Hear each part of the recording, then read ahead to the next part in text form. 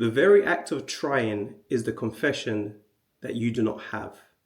This is a quote I heard from Neville Goddard, and it was a profound mindset shift for me, because one of the rules about abundance and attracting stuff to yourself is you don't do it from a place of scarcity. You don't admit to yourself that you don't have these things and you don't have that and you're not this person.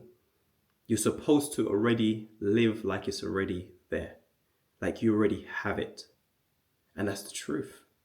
Because you never really put yourself down like, oh, my body is this way and I don't look like the way I look, or I don't like the way my finances are and I don't like this and I don't like that. And you think that energy is what's going to attract to you.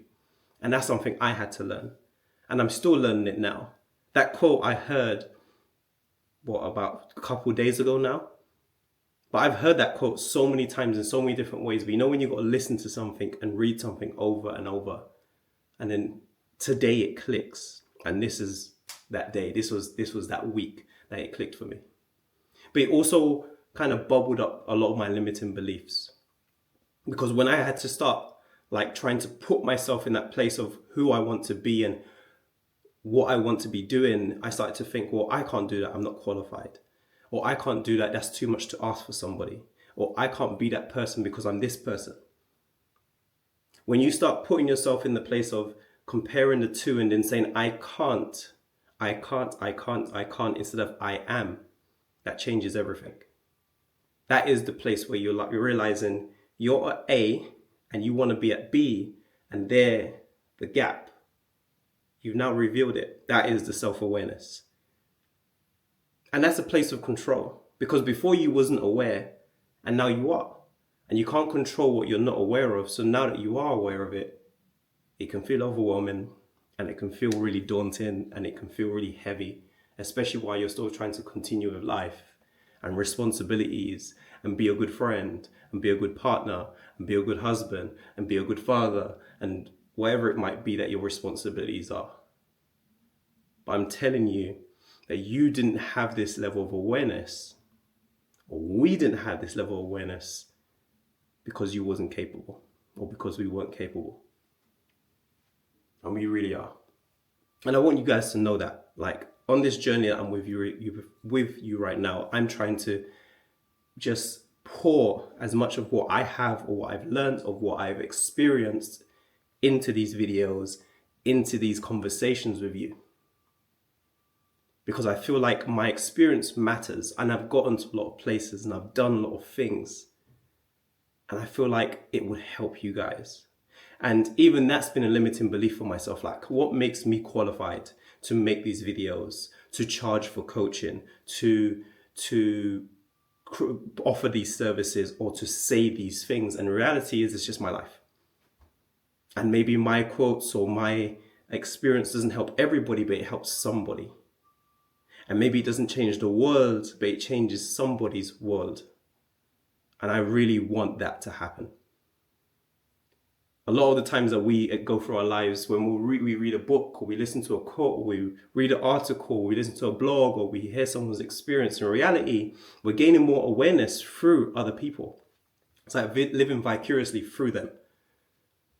And that helps us, because that can leapfrog us. Instead of just being in isolation and then trying to figure this all out by yourself, you hear other people's stories. You hear the other ways that people did it. You hear other methods and techniques. And sometimes it can be a bit overwhelming. And I get that. But sometimes it could be so on point that that person changed your life in that moment. And I've had that in so many ways, through my mentor, through videos I watch, through just so many people I've been able to cross paths with, or listen to, or watch. And that's why I appreciate stuff like these videos, everything, YouTube, all of that. I appreciate it. But let's get back to the point. Living in the place of abundance, living in the place of being, not trying. What does that look like on a day-to-day? For me personally, that was shaping out, what is it that I want in the future? What is it that I want to see in my bank account? What is it I want to experience in my life? What kind of person do I want to be? What is my day-to-day? How do I want to use my services to serve people? And once I figure that out, or I have a bit of a gist of what it feels like and what it looks like, what would that person be doing? If I had, I don't know, 10 clients right now for coaching, or if I had 100 clients for digital consultation, or if I had 20,000 in the bank account, or if I, like, that's what you need to be thinking. Like, if you had those things, or you do have those things, what would your day-to-day look like? What would you have to do in the morning? What would you have to do in the night? What would your routine have to be like? What habits and systems would you have in place? Because they say you don't rise to your goals, you fall to your habits. So if you have the habits in place of what you would be doing on a day-to-day, being that person, having that success and having that abundance, then it's inevitable that you're going to reach that place. So we remove the A to B and we just live in the B, the being. And that's a journey for both me and you. If you get to follow this journey with me, you will see how I get to transform, how I get to be, or be in the being, how I get to deliver, how I get to share, how I get to just be. And I would love to know how you guys want to be. Not try, but be. I hope this video gets to help you guys. I hope it gets to let you think about what is to come. The quote is, "The very act of trying is the confession that you do not have." So stop trying and start being.